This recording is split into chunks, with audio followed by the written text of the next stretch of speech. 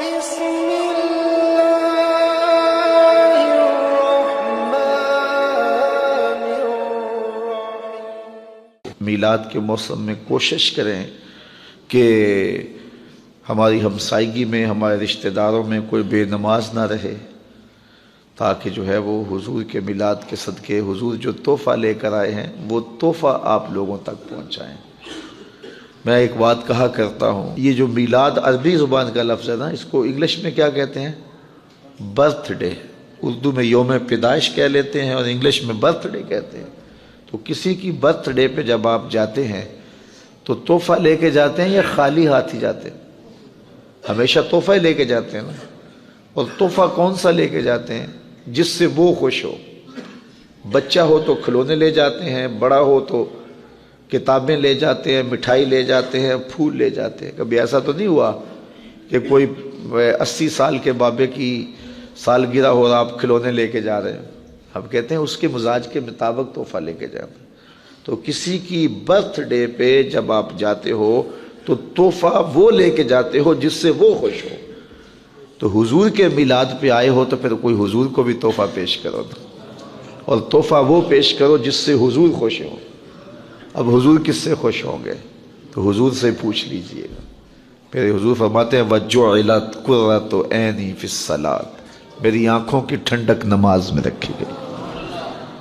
تو اگر محفل میلاد میں ہم عزم کر لیں کہ ہم نماز نہیں چھوڑیں گے، 5 گانا نماز شعار زندگی بنائیں گے، اپنے رشتہ داروں میں، اعزاء و اقربا میں، اہل خانہ میں اس زور سے تبلیغ کریں گے کہ وہ نماز کے خوگر بن جائیں گے، تو آمنہ کے لال کتنے راضی ہوں گے۔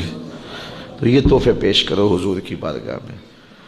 دوسری بات یہ بھی عرض کرنا چاہوں گا کہ میلاد کا موسم ہو اور ہمارے گھر کی چھت پر چراغاں ہوا ہو، لیکن ہماری گلی کے اندر لوگ بھوکے سو رہے ہوں، تو کیا آمنہ کا لال راضی ہوگا؟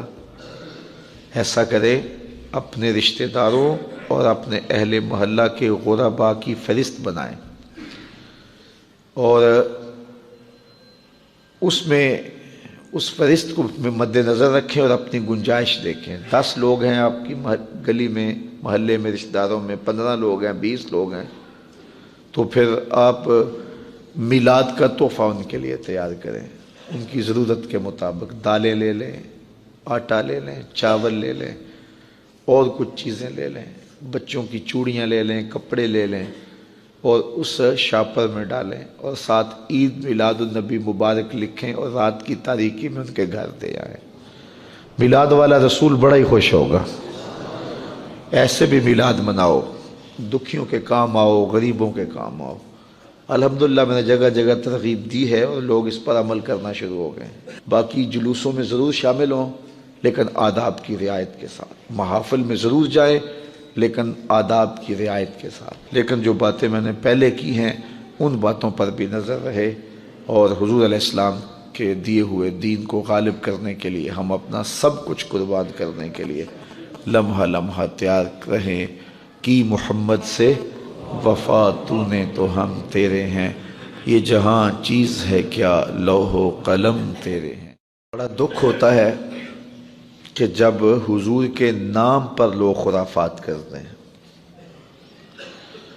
میلاد کے نام پہ اب لوگ بھنگڑے ڈال رہے ہیں، ڈھول ڈمکے کر رہے ہیں، باجے گاجے سے جلوس نکال رہے ہیں۔ رسول اللہ نے جن چیزوں سے منع کیا ہے وہی چیزیں رسول اللہ صلی اللہ علیہ وسلم کے میلاد پہ ہو رہی ہیں۔ جی یہ میلاد کی خوشی میں کر رہے ہیں، میاں حضور کو خوشی کیسے نصیب ہوگی جس چیز سے حضور نے منع کیا؟ ہوا اس طرح ہے کہ یہ جلوس، یہ جلسے ان لوگوں کے ہاتھوں میں آگے ہیں جو غیر عالم ہیں، اور وہ اپنی مرضی سے پھر ان کو جس طرح مرتب اور منظم کر لیں۔ تو کم از کم علماء کی قیادت میں جلوس نکلنے چاہیے، اور جو وہ بتائیں اس کے مطابق لوگ عمل کریں۔ اس کی فنڈنگ کا بھی طریقہ جو ہے وہ خوبصورت ہونا چاہیے۔ آپ مخیر حضرات سے، اہل محبت سے فنڈنگ کریں، اور یہ خوشی کے سودے ہیں، ہمارے اوپر واجب نہیں ہے کہ ہم نے اتنا زیادہ ہی کرنا ہے، جتنا ہو سکتا ہے آپ سے اتنا کر لو۔